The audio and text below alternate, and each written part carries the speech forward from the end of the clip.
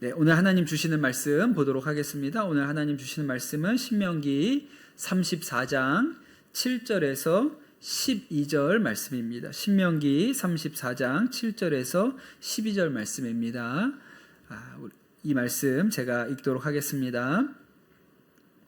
모세가 죽을 때 나이가 120세였으나 그의 눈이 흐리지 아니하였고 기력이 쇠하지 아니하였더라. 이스라엘 자손이 모압 평지에서 모세를 위하여 애곡하는 기간이 끝나도록 모세를 위하여 30일을 애곡하니라.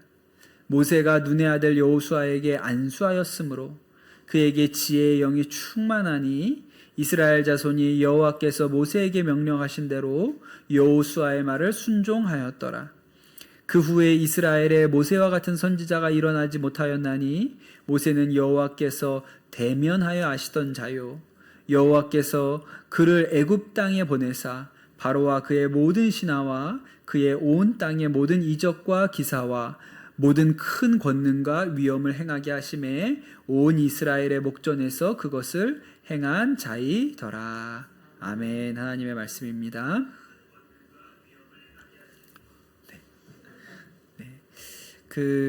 제가 전에 우리 서울 남녀회에서 하는 한마음 축제 다녀온 이야기를 한번 드린 적이 있습니다. 제가 족구 대회 나갔다고 그 얘기 한번 드렸는데 그 행사가 1박 2일 동안 진행되는 행사였는데 이 행사의 하이라이트는 족구 대회가 아니고 경품 추첨입니다. 하여튼 사람을 끝까지 앉혀놓으려면 경품 추첨 없이는 사람을 끝까지 앉혀놓을 방법이 없어요. 그래서 경품 추첨을 하는데 첫날 저녁 모임 후에도 경품 추첨이 있고 둘째 날 끝나기 전에도 경품 추첨이 있습니다. 그런데 이번에 감독님이 얼마나 이 행사를 야심차게 계획을 하셨는지 우리 교회에서도 가끔 경품 추첨하는데 우리는 수세미, 고무장갑 이런 거 주잖아요. 근데 그 연예 행사에는 그런 거 아니고 냉장고, 텔레비전, 골드바 이런 거 줬습니다. 선물이 어마어마해 수백 개가 됐거든요. 그런 경품 추첨을 했어요. 얼마나 선물이 많았냐면 예를 들어서 첫날 저녁 때 오늘 이 행사에 참여하신 분들 중에 부목사님들을 다 앞으로 나오십시오. 그래서 부목사님들에게 아주 고급 헤어 드라이기를 다 하나씩 줬어요. 나도 부목사라고 하고 나가고 싶었지만 보는 눈들이 있어서 그렇게 못했습니다. 그때 저희가 원탁 테이블에 다 이렇게 앉아 있었거든요. 원탁 테이블에 앉아 있었는데 테이블에 앉아 보니까 번호가 이렇게 다 붙어 있어요. 자리마다 1번부터 쭉 돌아가면서 번호가 붙어 있는데 나중에 어떻게 경품을 뽑았냐면 그 번호 중에 하나를 뽑아서 모든 테이블에 그 번호를 받은 사람들이 다 선물을 주는 거예요.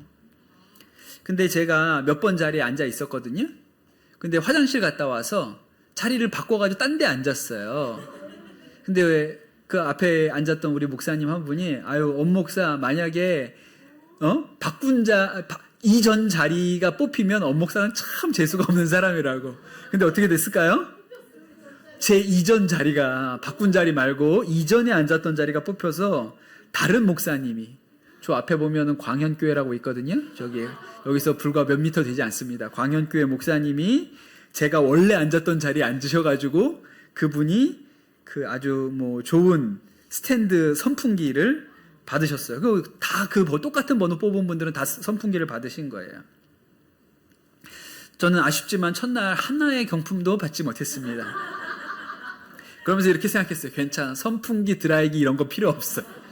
그런 거 집에 가져가봐야 소용없어. 근데 둘째 날은 더 좋은 선물이 있다는 거예요. 진짜로 둘째 날 진짜 크고 좋은 선물들이 많았는데 첫째 날에는 사실은 우리 강남 동지방에는 좋은 선물 이렇게 많이 당첨되시질 않았어요. 근데 둘째 날이 되니까 첫째 날 당첨이 안 되니까 밑에 많이 깔려 있다는 뜻이죠. 그래서 둘째 날 진짜 좋은 선물들이 많았는데 우리 강남 동지방에서 엄청 많이 당첨이 되신 거예요. 우리 지방에 저 서울 도곡교회 목사님은 큰 텔레비전 받으셨고요. 어제 저랑 자리 바꿔 앉아서 선풍기 가져간 우리 여기 광현교회 목사님은 백화점 상품권 100만 원에 당첨되셨습니다. 100만 원이었어요. 진짜 10장 들어있었습니다. 10장. 또 우리 강남 동지방의 한 장로님 부부가 오셨는데 남편은 냉장고에 당첨되셨고 아내는 스타일러스에 당첨이 되셨어요. 그런데 문제는 그분들이 일찍 가셨다는 거예요. 그래서 못 받았어요. 조금만 더 끝까지 남아 계셨으면 남편은 냉장고, 아내는 스타일러스를 받아 가실 수 있는데 못 받으셨거든요. 저는 어디 가지도 않고 끝까지 앉아 있었는데 하나도 받은 게 없습니다. 하나도, 그 수백 개의 선물 중에 하나도 당첨된 게 없어요. 제가 그러면서 무슨 생각이 들었냐면, 야, 하나님은 정말 나에게는 금전적인 보상에 대해서는 전혀 관심이 없으시구나.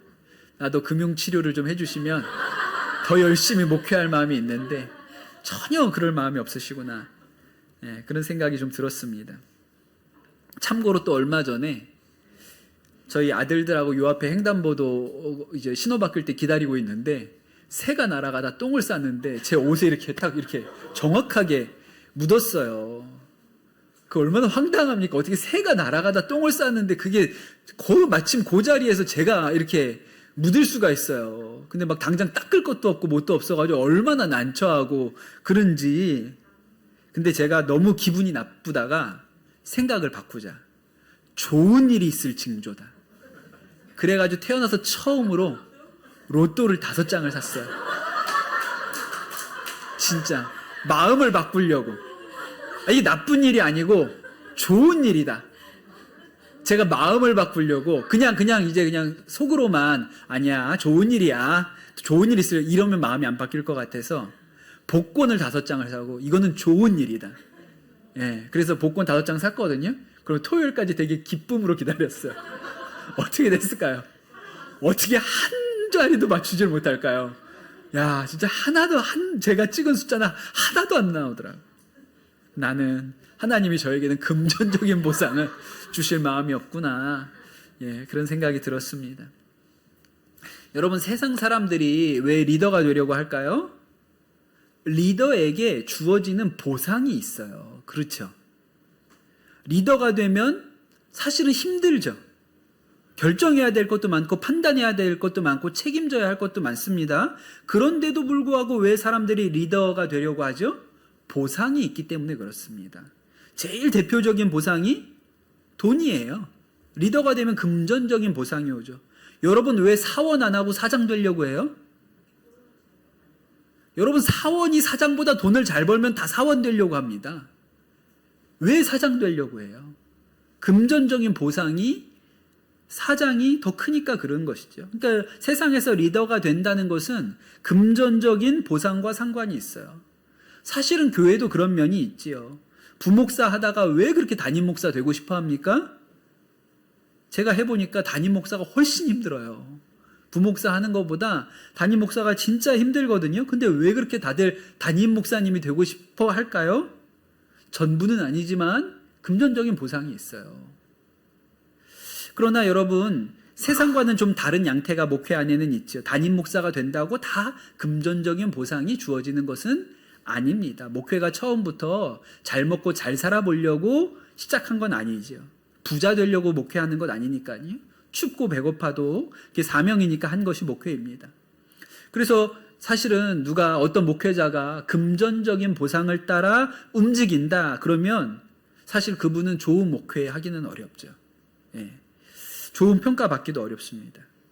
그런데 이것은 어디까지나 목회자 이야기고, 여러분, 교회에서 영적인 리더가 되시는 분들, 교회에서 리더십이 되시는 분들, 속장하고 선교회장 한다고, 교회에서 부장한다고 금전적인 보상이 있습니까? 돈이 더 들어가면 더 들어가지. 밥도 사 먹여야 되고 뭐도 해야 되고, 그러니까 돈이 더 들어가면 더 들어가지 무슨 보상이 있어요? 기껏 해봐야 보상이라고 하는 게 고무장갑 주고 수세미 주고 뭐 이런 거 아닙니까? 세상의 리더는 꼭 금전적인 보상이 아니더라도 권력이나 명예라는 것을 얻기도 해요. 그런데 여러분, 영적인 리더십에는 어떤 보상이 따라올까? 오늘 우리가 이 영적 리더십의 마지막 시간인데 그 이야기를 좀 나눠보려고 하면 좋겠습니다. 모세가 영적인 리더십의 모범으로 여러 번 우리 설교 중에 등장을 했는데, 여러분 모세가 리더로서 어떤 보상을 받았을까요? 일단 확실한 게 하나 있는데, 저랑 똑같이 금전적인 보상은 받은 게 없다는 겁니다. 성경에서 리더로서 부를 소유했던 사람도 많이 있죠. 아브라함도 그렇고 요셉도 그렇고 다윗도 리더가 되었고, 그 리더가 됨으로 인해서 그들이 부도 소유했습니다. 모세는요, 일찍이는 이집트 왕실에서 잘 먹고 잘 살았던 때가 있었던 사람이에요. 그러나 그가 리더가 되고 나서는 그런 보상이 그에게 주어지지를 않았습니다. 여러분, 모세가 뭐 먹고 살았을까요? 이거 성경에 안 나오지만 맞출 수 있어요. 모세 뭐 먹고 살았을까요? 맞아요. 모세가 남들 못 먹는 산의 진미를 먹고 살았던 게 아닙니다. 모세도 백성하고 똑같이 만나와 메추라기 먹었어요. 그러니까 모세가 지도자였지만 지도자라고 더 특별한 대접을 받았던 게 아닙니다. 여러분, 모세가 어디서 살았어요? 고레등 같은 기와집에 50칸짜리 원베일리 이런 데 살았습니까? 모세가 어디 살았어요? 천막에 살았죠. 예, 광야였기 때문에 40년을 돌아다녔기 때문에 모세는 사는 것도 먹는 것도 아무런 특별 대우를 받은 게 없어요. 그냥 똑같은 삶을 살 수밖에 없었던 것이죠. 여러분, 모세의 인생을 들여다보면 그에게 개인적인 성취 같은 건 없는 것 같아요. 어떤 사람이 자신이 목표를 두고 노력해서 그 목표를 이루었을 때 기쁨을 누립니다. 예를 들어서 누가 담임 목사가 되겠다 소원하고 담임 목사가 되고 나서 나는 우리 교회가 100명 모이는 교회가 됐으면 좋겠어. 그래서 열심히 목회하고 전도해서 100명이 모이고 1000명 모이는 교회를 목회해보면 좋겠다고 했는데 열심히 전도해가지고 1000명 모이는 교회가 되면 기쁨이 있죠. 네, 내 꿈과 내 목표를 이루어가는 기쁨이 있습니다. 사장님이 매출이 얼마에 도달하면 좋겠다 그렇게 달성하고 나누는 기쁨이 있어요. 군인들은 나는 나중에 별 달아야지 그래서 그렇게 진급해서 별 달았을 때 누리는 기쁨이 있죠. 근데 모세는 그런 개인적인 성취가 없어요. 결국 아주 야속하게도 하나님은 모세를 가나안 땅에도 못 들어가게 하십니다.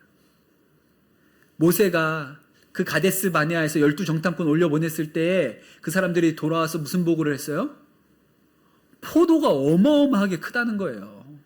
야, 모세가 그 얘기를 듣고 야, 그럼 좀 싸우지. 빈손으로 아니야. 말로만 하지 말고 좀 싸우지. 한 알이라도 좀 와서 우리도 맛도 보게. 그러면서 모세가 그 생각을 하면서 야, 나도 가나안 땅 들어가 보면 진짜 큰 거봉포도 한번 먹어봐야지. 샤인머스킷 한번 먹어봐야지. 막 이런 꿈에 부풀었는데 키컷해서 그 요단강 앞에서 느보산에서 못 들어가고 죽었어요. 그러니 여러분, 모세가 개인적인 성취가 없습니다. 개인적으로 자신의 꿈을 이룬 바가 없어요. 그런데 여러분, 그가 개인적인 성취가 없지만 하나님의 소명을 완수한 성취가 있습니다. 내 꿈이 아니라 하나님의 소원을 이룬 성취가 있죠. 이것은 훨씬 복된 것입니다. 제가 자주 이야기하는 그 영국의 탐험가 어니스트 세클턴이 처음으로 남극 횡단에 도전합니다. 남극점은 이미 노르웨이의 아문센이라는 사람이 먼저 정복을 했기 때문에 나는 다른 도전, 세계 최초로 다른 도전을 해야지. 그래서 남극을 횡단하는 계획을 세운 거예요. 그런데 실패하죠. 남극 땅을 밟아보지도 못하고 배가 얼음에 갇혀가지고 조난을 당하게 됩니다. 그런데 그때부터 목표가 바뀌어요. 소명이 옵니다. 그 전에 있었던 것은 내가 하고 싶은 거예요. 내가 남극을 횡단하고 싶은 꿈이거든요. 그런데 그 다음에 목표는 뭐죠? 27명 중에 한 사람도 죽지 않고 살아 돌아간다. 이건 소명이죠. 이건 하나님께로부터 온 꿈이에요. 그런데 어니스 세클턴이 결국 이 27명을 다 살려서 영국으로 돌려보냅니다. 기쁨이 있죠. 영국의 정치가였던 윌버포스라는 사람이 아주 젊은 나이에 정치가가 됩니다. 21살에 영국 의회 의원이 되거든요. 근데 그가 20대 중반에 정치하다가 20대 중반에 예수님을 인격적으로 만나요. 그리고 나서 무슨 생각이 들었냐면 이 더러운 정치판을 떠나야겠다. 내가 예수 믿는 사람으로서 이 정치판에 계속 있는 게 좋은 게 없는 것 같다 라고 생각을 했는데 그 이야기를 존 뉴턴이라는 목사님한테 가서 합니다. 나 같은 죄인 살리신 그 찬양 쓰신 한때 노예 상인이었던 그 목사님한테 가서 그 얘기를 했더니 그렇지가 않다. 당신은 정치로 부름받은 사람이다. 정치의 영역에서 성지차처럼 살아라. 그렇게 얘기를 해서 목사가 안 되고 계속 정치판에 남아있어요. 그러면서 28살이 되었을 때 그가 기도하던 중에 소명을 받습니다. 정치인으로서의 소명을 받아요. 하나님께서 나를 정치의 영역에 남겨두신다면 나는 2가지 하나님의 부르심을 받았다. 첫 번째는 노예 무역을 폐지하는 것이고 다른 하나는 관습을 개혁하는 것이다. 그래서 이 2가지 목표를 향해서 그가 줄기차게 나아갑니다. 당시에 영국이라는 나라가 만들어내는 부의 3분의 1이 노예 무역과 노예들의 노동에 의해서 벌어들이는 수입이라 그랬어요. 그러니 노예 무역을 없애면 나라 수입의 3분의 1이 날아가는 거거든요. 그러니까 이걸 포기할 리가 없고 포기할 수가 없는 거예요.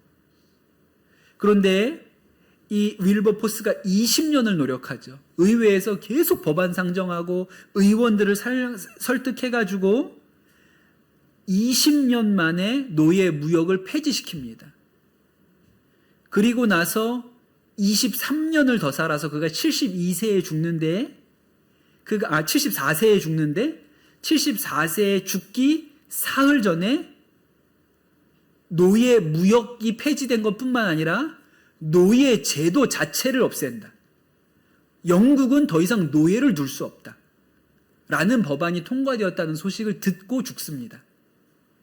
그러니 이게 얼마나 복된 삶이에요. 평생이 그 노예 무역과 노예 제도를 폐지하는 일에 인생을 걸고 싸우다가 죽기 사흘 전에 영국에서 노예 제도 자체를 없앤다는 이야기를 법안이 통과되었다는 얘기를 듣고 죽었어요. 진짜 복 있는 삶이죠.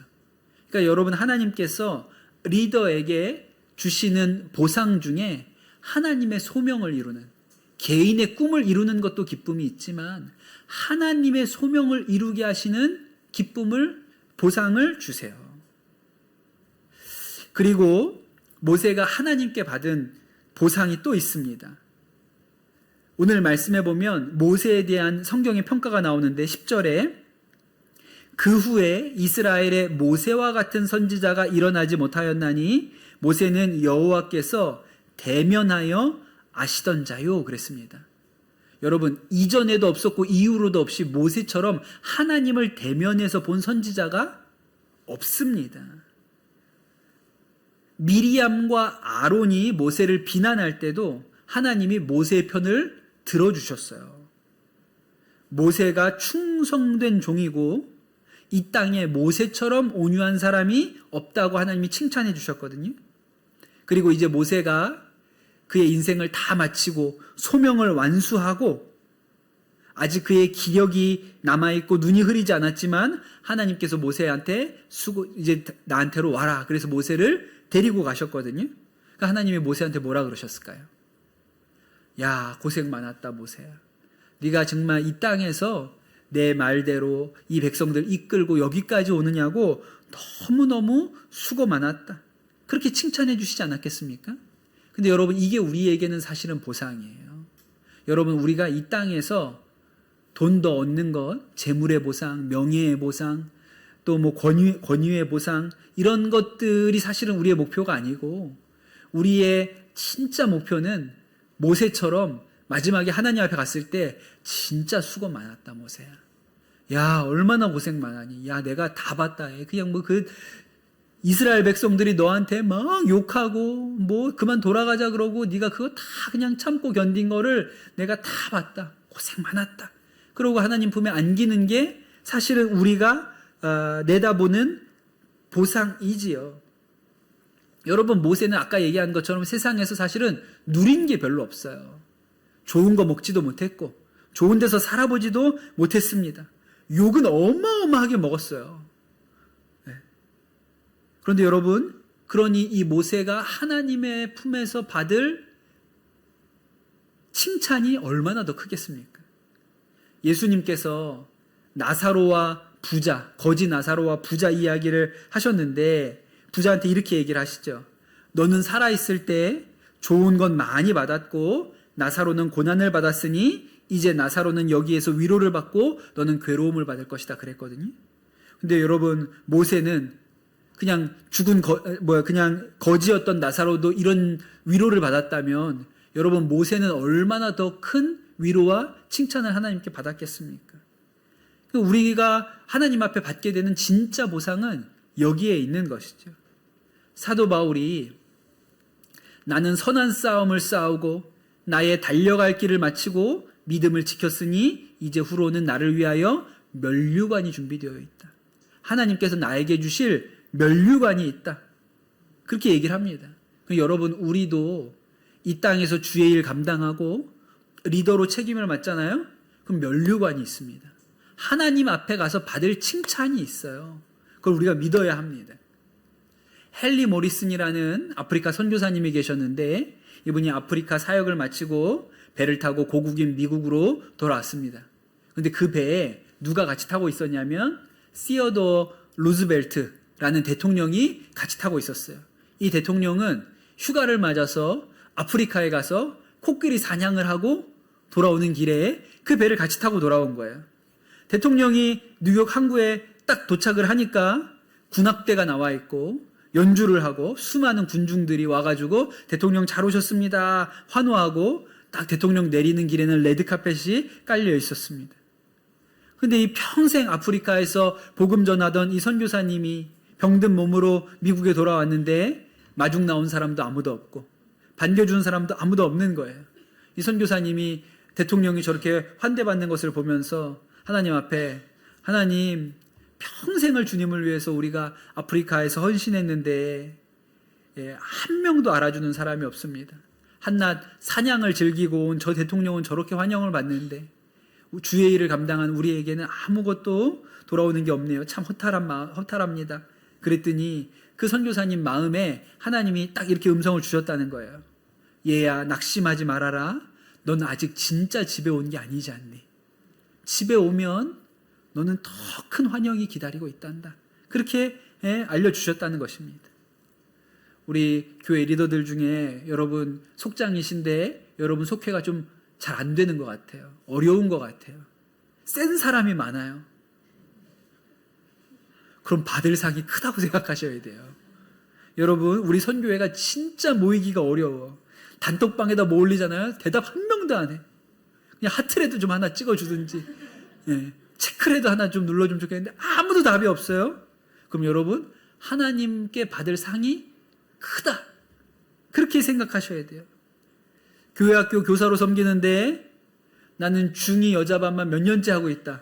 받을 상이 커요. 여러분, 6학년 남자반 내가 지금 몇 년째 하고 있다.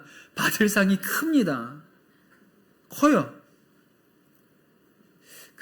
저랑 같이 동역했던 우리 사역자 중에 그때 전도사님이고 지금 목사님 되셨는데 중등부 전도사만 4년 하신 분 계시거든요. 중등부만 4년 하셨어요. 남들은 몰라도 저는 그분이 얼마나 충성되게 감당했는지를 저는 압니다. 그래서 만약에 그분이 저와 목사님 저를 좀 받아주십시오. 저는 언제든지 오케이예요. 중등부 4년 한 사람은 뭐든지 알 수 있어. 여러분, 고생한 사람, 우리가 맡은 역할이 힘들고 수고로우면 그만큼 하나님 상급이 큰 거예요. 제가 군대에 있을 때 연평도에서 1년 근무했잖아요. 여러분, 연평도에서 1년 근무했더니 해군 본부에서 뭐라고 하는지 아세요? 다음에는 가고 싶은 데 가래요. 그냥 당신이 찍으면 보내주겠다고. 서울로 가고 싶으면 서울로 가고, 인천으로 가고 싶으면 인천으로 가고, 제주도로 보내달라고 하면 제주도로 보내될 테니 가고 싶은 데를 그냥 찍기만 하라고. 단지 연평도에 1년 근무했다는 이유만으로 군대에서도 가고 싶은 대로 보내주겠다는 거예요. 그런데 제가 군목하면서 만났던 목사님 중에 저 강화도 옆에 서검도라고 뭐 한 20가구나 살까요? 진짜 조그만 섬이 있어요. 그런데 거기에서 평생 목회하신 최재철 목사님이라는 분 계셨거든요. 그분은 평신도였는데 그 섬에 목사님이 안 들어오시니까 본인이 신학 공부해서 목사가 되셔서 그 섬에서 목회하신 분이고, 뭐 목회하시는 내내 그 섬을 떠나지를 못하셨고, 나중에 은퇴하실 나이가 지났는데도 그 섬에 들어올 목회자가 없어가지고 은퇴도 못하고 매주 예배 섬기고 신방하고 하시는 목사님이셨거든요. 그럼 여러분, 하나님 앞에 서시면 뭐라 그러겠어요? 어디 가고 싶은지 이제 말만 해. 하나님이 어디든지 내가 보내줄게. 천국에서는 내가 어디든지, 가고 싶은 아파트 어디든지 찍어, 내가 그냥 넣어줄 테니까 하시지 않겠습니까? 그럼 여러분, 우리가 하나님 앞에서 받을 상이 있어요. 이 땅에서 고생하면 하나님 앞에 상이 크다고 믿어야 합니다. 그래서 예수님이 이렇게 말씀하셨죠. 나로 말미암아 너희를 욕하고 박해하고 거짓으로 너희를 거슬려 모든 악한 말을 할 때에 너희에게 복이 있나니 기뻐하고 즐거워하라. 하늘의 상이 큼이라. 전에 선지자들도 이와 같이 박해를 받았느니라 그랬습니다. 그러니 여러분, 우리가 상이 있어요. 이 땅에서 우리가 주의 일을 하느냐고, 주님께서 맡기신 자리에서 리더의 일을 감당하느냐고 수고하고 어려운 일 하잖아요. 그럼 상이 있습니다. 하나님 앞에 가서 칭찬받을 게 있어요. 근데 여러분, 고생한 게 없으면 칭찬받을 게 없어요. 근데 제가 이렇게 말씀드려도, 목사님, 죽어서 받는 건 제가 알겠는데 살아서도 뭐 하나 좀 받으면 안 됩니까? 콩고물이라도 조금 좀 그래도 우리가 좀 사는 맛이 있어야죠, 목사님. 죽어서 받는 것도 좋긴 한데 가면 그거는 받는 거로 하고, 세상에서도 조금 콩고물이 뭐가 있겠습니까? 근데 제가 보니까 있어요. 하나님이 주시는, 리더에게 하나님이 주시는 보상이 있습니다. 오늘 말씀해 보니까 이스라엘 자손이 모압 평지에서 모세를 위하여 애곡하는 기간이 끝나도록 모세를 위하여 30일을 애곡하니라 그랬습니다.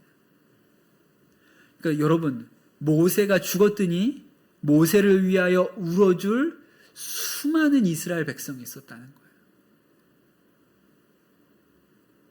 모세가 가나안 땅을 눈앞에 두고 모압 평지에서 인구조사를 합니다.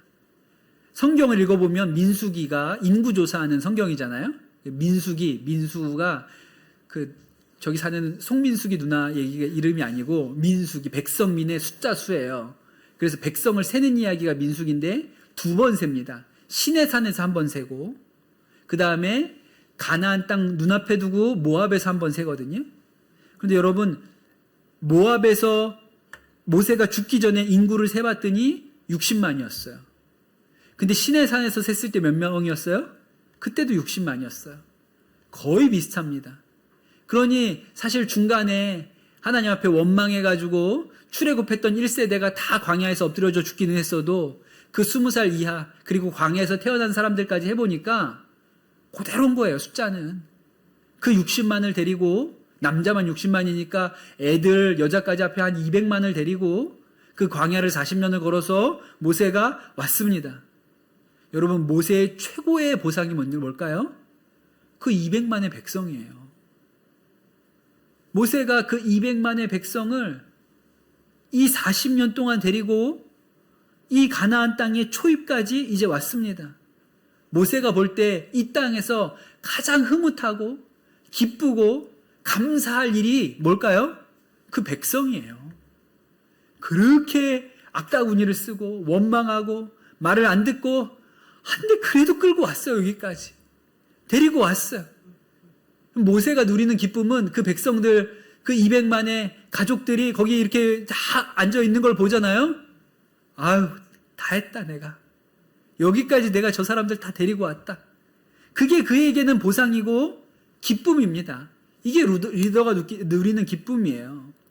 우리가 전에 말씀 나눌 때 리더의 목표는 숫자가 아니라 사람이라 그랬어요. 리더의 목표는 숫자가 아니고 사람이라 그랬습니다. 사람을 남기는 것이 리더에게 가장 큰 보상이지요.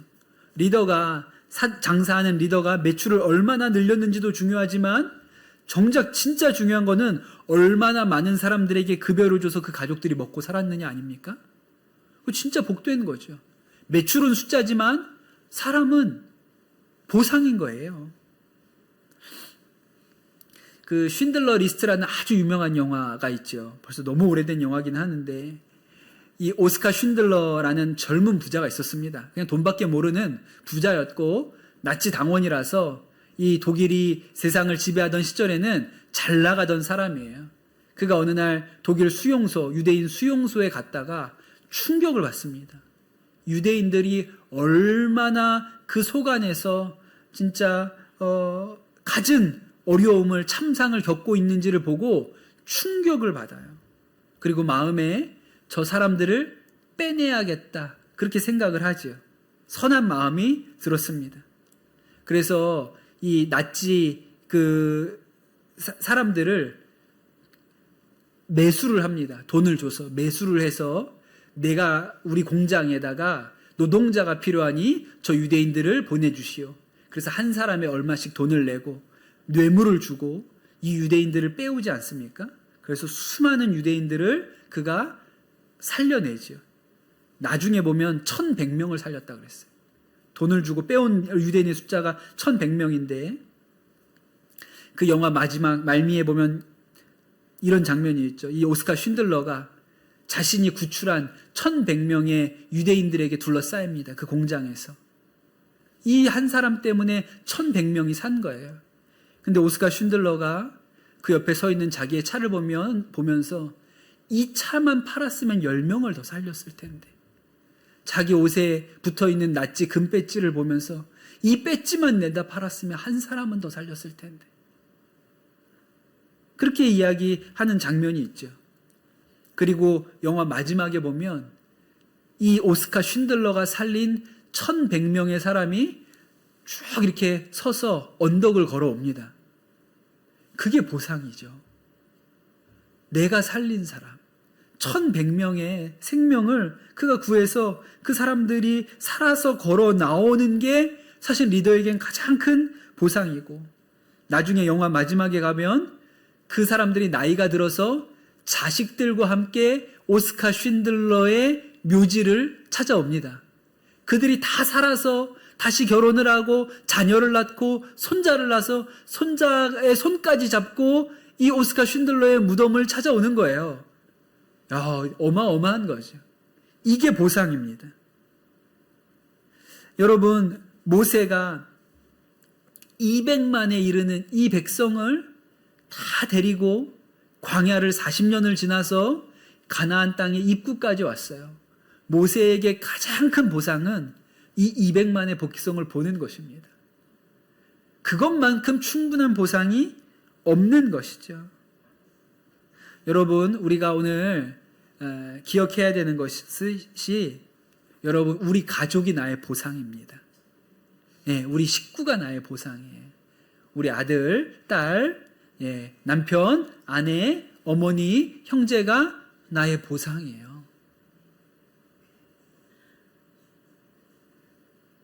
다니는 회사의 직원들이 나의 보상이고 우리 회사의 동료들이 나의 보상입니다. 여러분의 속회원이 나의 보상이고 우리 선교회원 같은 멤버들이 나의 보상이에요. 여러분, 이것이 우리가 이 땅에서 누리는 최고의 보상입니다. 제가 지난주에 우리 장로님 두 분과 그 선한목자교회를 다녀왔거든요. 우리가 선한목자교회가 빌려줬던 부채를 이제 다 갚았잖아요. 그래서 그 십몇 년을 우리한테 돈을 빌려주셔서 우리가 이제 다 갚아서 감사합니다. 저희가 그렇게 오랫동안 이렇게 대출을 해주셔서 너무 감사합니다. 그래서 인사하려고 떡을 해가지고 지난주에 선한목자교회 가서 장로님들 또 목사님들 기획위원회 가서 인사드리고 또 떡도 드리고 그렇게 왔습니다. 제가 선한목자교회를 잘 안 가요. 거의 안 갑니다. 가면 불편합니다. 채무자가 채권자한테 자주 갈 이유가 뭐가 있겠어요. 그리고 여러분 아시는 것처럼 저는 극아이기 때문에 누가 막 이렇게 반갑게 아는 척하면 너무 좀 부담스러워요. 근데 가면 막 오랜만에 봤다고 너무 반갑게 인사해 주셔서 감사하긴 한데 저는 좀 부담스러워서 잘 안 가거든요. 근데 지난주에도 갔더니 막 너무 많이 인사를 하시죠. 막 인사들 하시고, 또 선화목자교회 장로님들도 아우 너무 고생했다고 격려를 많이 받고 왔는데, 근데 제가 다른 분들은 좀 부담스럽지만 가서 이렇게 보면 너무 기쁘고 좋은 거는 청년들입니다. 제 청소년 시절에 우리 중고등학교 있었던 친구들이 제가 가면 저 보고 막 와가지고 목사님 막 이렇게 막 저 와서 아는 척을 하면 저는 그렇게 마음이 기뻐요. 예, 행복합니다. 야, 얘네들이 아직 잘 붙어 있구나. 여기서 뭐 열심히 하고 있구나. 그런 거 보고 있으면 마음에 기쁨이 있죠.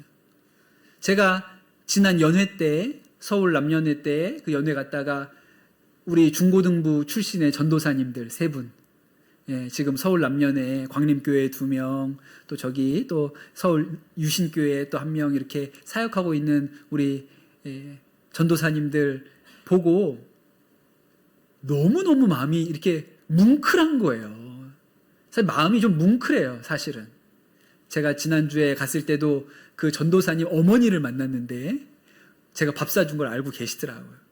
근데 너무 저는 마음에 그렇게 청소년 시절 제가 함께 신앙생활했던 그 아이들이 지금 주의 종 되는 길을 가고 있다는 이걸 보면 그렇게 마음에 감사가 있고 뭉클해요. 눈물이 날 것 같아요, 사실은.